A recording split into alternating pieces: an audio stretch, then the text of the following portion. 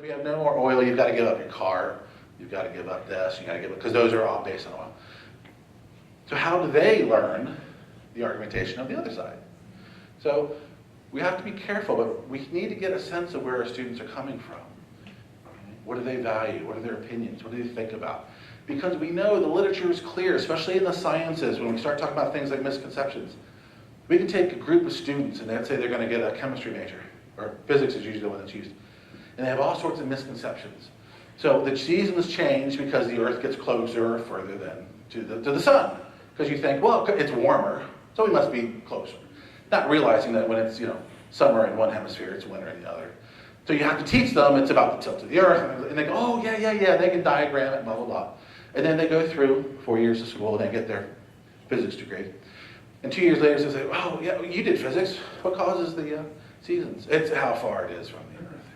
So we tend to drop off our misconceptions, do a lot of this, and then we pick them back up on the way out. Misconceptions are really hard to change. It's not something that a 1-hour workshop on anything is going to change somebody's deep-seated beliefs. It takes a lot of time. Oftentimes it becomes very conscious, but then we've got this subconscious version kind of floating through. Okay. Does this make sense? Yes. Is this good? So this is going to be what we're going to be leaning on for the rest of the time this afternoon and then later today. Okay, so we'll be talking a lot about processing. Now, for those who want principles, for those who want things to really focus on, these are going to be 7 principles that will give us deep and flexible knowledge. Okay. So the first one is, we want to learn through retrieval. We don't learn by being re-exposed to something. We learn by reaching back and grabbing it, pulling it forward, and doing something with it. So rather than giving a summary by just giving the summary, ask questions. Okay, so what did we do last time? And at first they're all going to stare at you. And you have to do wait time. You have to stare back at them. And eventually, somebody will start to talk. Oh, good. Who can build on that? And before you know it, we've got a nice chain of discussion going on here. Okay? But we want them to do the processing, the work. Okay? I refer to it as those, what you process, you learn. I've got a friend of mine who says those who do the work do the learning. Okay? So we're getting at the same thing, but the idea is we need to pull it forward and do something with it. If we want it to be flexible, and I mentioned this before, we are good at learning specific solutions to specific tasks. When I was teaching middle school math, and you're doing single variable equations, 3x plus 6 equals 9. Okay, I move this over and I subtract and then I divide. And okay, good. 2x is equal to 24, or 2x is equal to 24. Okay, good, I just divided. And you do that and that and that. And then you give them one where you say, well, 20 is equal to 5x plus 2.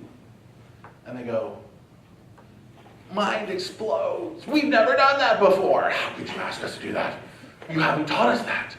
Well, all we've done is flipped it around the equal sign, but they haven't done that before. So they've learned specifically how to do a single variable equation where the variable is always on the left. Put it on the right-hand side, they've never seen it before. Now suddenly it's completely new to them. So if we want to build flexible knowledge, our students need to process in different environments for different purposes under different conditions. So if we give them the same kind of problem over and over and over again, they get really good at solving that problem. They're not very good at solving anything beyond that. So how do we put them in different situations, give them different problems that uses the same information or the same skills, but in an entirely different way? It's one of the reasons why we as faculty get so good at what we do. Because every time we teach, we do it differently. And every time we teach, somebody asks me a different question. So, okay, so we're doing social construction. So my sister said, blah, blah, blah. And I can tell you I've never answered that question before, but now I've got to reach back, grab what I know about social construction, and apply it to somebody's sister. And after you've done that for a few years, your knowledge gets very, very flexible. And so our students as novices, their knowledge is not only thin, it's fairly rigid. I know what I know. I don't really know, even though I'm going to overestimate what I know. But it takes a little time to get at things in different ways. And then the knowledge gets both deeper and more flexible. Does this make sense? Yes. Okay. The downside of number 2 and 3 is it takes longer. And this is the part in higher ed that we run up against. I can teach you that solution to that problem very fast, but that's all you're going to know. If I want to build deep and flexible knowledge, I got to slow down, because I can't teach it to you once. I got to teach it to you twice and 3 times, and then in 3 more weeks, I'm going to give it to you a 4th time, and then I'm going to give it to you a 5th time. And then just before you get done at the end of class, I'm going to give it to you again in different forms. It's the only way. There's no shortcut. There's no putting on headphones at night and learning how to do calculus while you sleep. That was tried, that didn't work. So we know this is powerful, but we also know it takes more time.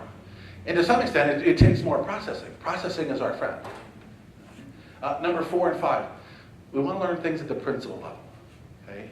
When it comes to physics, what I know is that the world is made up of inclined planes and blocks that don't slide, and that there's pulleys all around the world. I don't know where they are. I've never seen them. But every physics problem I've ever done had some sort of block that couldn't make its way down the inclined plane, and there was something hanging from some sort of pulley, and I had to get it up, and it weighed so much. Well, that's not the way the world works. And when I talk to my physics professors, they lament that their students who get through their physics course, they understand all that, and they can solve these problems. But when they get into graduate school, they're all ill-structured problems that they now don't know how to do, because they just spent 2 or 3 years solving the canon of physics problems.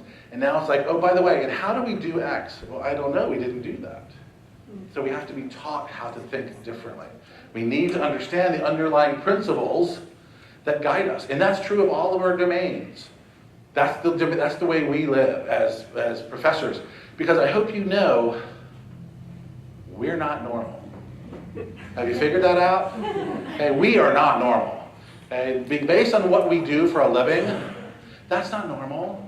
Okay, I don't know about you, but I can't read People magazine without underlining and putting comments in the margin. Okay, I can't read, something like, oh, I'm going to go to read Sense and Sensibility. I'm taking notes.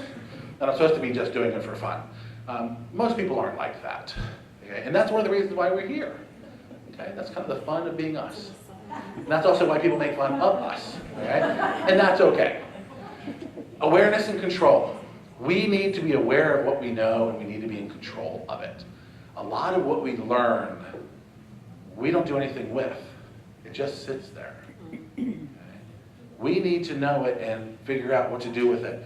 I was working with a colleague of mine, David Hicks, and we had created this wonderful 2-week multimedia training session on getting students to understand how to understand and interpret primary sources, photographs and advertising and speeches and whatnot. And it was awesome, and well, that's what we thought. So we taught it to them for 2 weeks, and we gave them different letters to interpret along the way. And then at the very end, to make sure that they learned, we said, well, here's a new letter. We need you to interpret it for us. Well, we taught them a strategy for 2 weeks, the SCIM strategy. And then when we just said, here's a letter, we want you to interpret it for us, none of them used the strategy. They went back to trial and error. Well, I'm seeing this, and I think that, and well, it looks like maybe this, blah, blah, blah. Because they weren't aware of what they knew, and they weren't in control of it. So we had to go back in and reshift it to say, so under what conditions would you use this? And how might you use it in this condition? We had to conditionalize their knowledge so that they knew, not only do I know the SCIM strategy, but I know when to use it. Okay? And I could use it in lots of different areas because it's just a critical thinking skill. So we need to be aware and in control of what we want, which is a different style of teaching. It's not just getting somebody to know something. It's the conditional knowledge of what do I do with it. And then the last 2. First one we've really already talked about. We've got to connect to our prior knowledge and experience. That's just a base level. And then the last one is developmental feedback. If you really want to assist somebody's learning, give them good developmental feedback. Developmental feedback isn't right and wrong. It may include that, but it's how do I get better at what it is you want me to know, to do, think about, and care about. Give me some help in how to progress. So if I only had one strategy, it would be this. Now, luckily, we've got a lot more. But it requires lots of feedback, good feedback, which is time consuming. Okay? So it's a challenge sometimes. Do these principles make sense? Do they ring true? The good thing with these is put them somewhere where you can see them, and as you're constructing your class, look at it, say, am I doing those kinds of things? Because it's easy to construct a course and really just focus on the content. rather than the processing. And we really want to start thinking about the processing because that's where the learning occurs. Right? And I'm as guilty of this as anyone, and I deal with this 24 hours a day, 364 days a year, or 5. So we've got principles, yes? So I guess what has me thinking about this is these are great principles for me to think about when crafting learning environments for my students. Right. So are they principles for me or are they principles for them? Both. These principles allow us to create instructional environments that they're going to benefit from. So they need to be doing the very tasks and the very purposes. That will look different in a physics class or a language class or those kind of things. So these principles we use to build environments that allow them to process at a higher rate. Awesome. I guess the follow-up question is it important for both the teachers and the learners to be cognizant of these 7 ideas? It may not be cognizant to be of the 7, although I think if we were going to teach students, yes, this would be important. They certainly need to understand that they have to process to learn. So they need to understand that level. This would be good because at some point they're going to be teaching themselves. We want self-directed learners. They're going to need to understand this. So if I'm learning to play the guitar, then I need to practice. Not all at once, but over time, and I need to kind of do it myself. I need to do it under various conditions. So I'm not always sitting in my chair. I need to do it in different places, for different people, for different reasons, different genres of music. What are the basic principles of music? I'm not a musical person, but I do know they exist. Because sometimes I'll go do a peer observation, I'm watching them going, I just thought it was music. But they've got all sorts of principles about what's going on in that. So yes, it would be good for them to understand, especially the awareness and control. Because students inherently don't know how to study. And so they think reviewing their notes twice is studying. Well, you're not aware and you're not in control of your knowledge just by reading your notes. So yeah, I would say yes on both levels. Yes? Well, and I was just going to say, if I could ask people to practice their retrieval, I hear an awful lot of lunchtime conversation where a lot of us are doing these very things. It's just that we may not be aware. Yes. You know, I'm thinking about I'm listening to this and I'm in the School of Ed, so this is in the forefront of my mind. And I hear my colleagues in the math department, the physics department, things. They're doing these things and they don't always know that this is what they're called. Correct. And so one of the things that I want to call out for people in the room is, you're doing a lot of this. Mm-hmm. You just now have a name, you have a principle that you can hang it on, if you will, a hook. Yeah. And now you just need to be aware and more in control of what it is and start doing the metacognition to share with your students why you're doing what it is that you're doing. And using people who are using technology to provide feedback in ways that take half the time that it takes me because I hate technology. Sure. And so, that efficiency comes into play. There are a lot of people in this room that, you can just turn to your neighbor and lean out and have lunch and you'll find new ways to be doing things that are in this list. Yeah. A large part of this is making it explicit. Yep. The title of this is Active Learning and Proactive Teaching. This is the proactive part. So oftentimes I find the exact same thing. People go, oh, that had a name? I just thought I was doing that. Like, what do you know? I'm doing developmental feedback, which is good, but now it's explicit.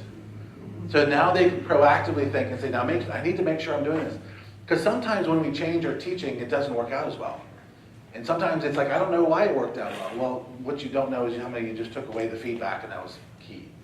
So I completely agree, and what's nice about this is it gives you an explicit list that you can go and say, am I giving them an opportunity to do it themselves? Am I varying the conditions? Do I want them to understand the principles? So yeah, this is, the assumption is a lot of this is going on already. Let me finish up this section and then we'll take a break with a quick video that really shows that it's important to think about how we process, and there are different ways of processing. I figure 75% to you, Mama, and 25% divided between the 5 of us. Gina, Crowbar, myself, Tom, and the baby. That makes 5% for each one of us. Billy, you're cheating yourself. If there's 25% divided among the 5 of you, that's 14% apiece. Oh, no, listen, Mom.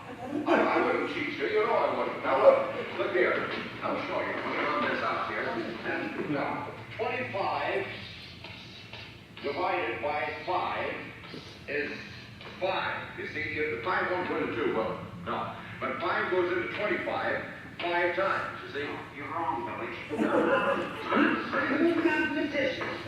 Now, 5 into 25.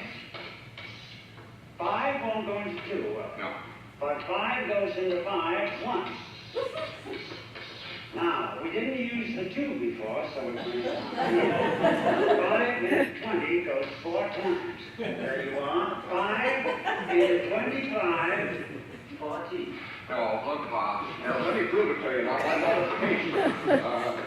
5 times 5. 5 times 5 is 25. I'm surprised you learned. Huh? I'm surprised that you learned. Now I'll show you. 5 times 14 is 25. 5 times 4 is 20. 5 times 1 is 5. 20 is 5. That's it. You're wrong there because I'll prove it to you. We'll put down 5 14s here. 14, 14, 14. There. Now I'll prove to you by addition that 5 14s is not 25. 4, 8, 12, 16, 20, 21, 22. I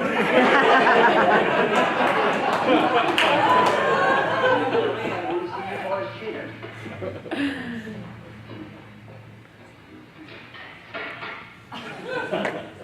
All right, so processing can be different. Be your friend.